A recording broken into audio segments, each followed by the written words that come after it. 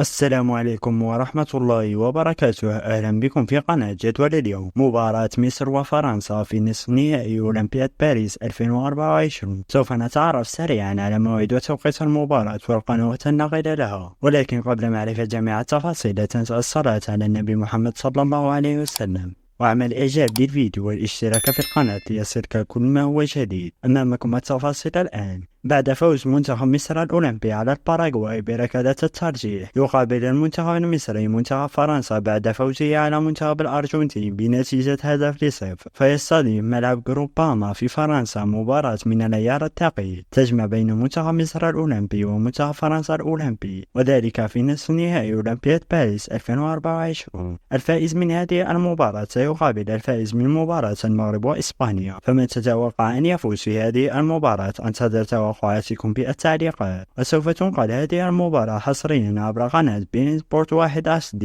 بصوت المعلق علي محمد علي، وعبر قناة الكأس القطرية والمغربية الرياضية. وسوف تنطلق صافرة بداية المباراة في تمام الساعة 8 مساء بتوقيت تونس والجزائر والمغرب، 9 مساء بتوقيت ليبيا والسودان، 10 مساء بتوقيت مصر والسعودية والكويت وقطر والعراق وسوريا واليمن والأردن. المباراة سوف تلعب يوم الاثنين المقبل الموافق للخامس من غشت 2024.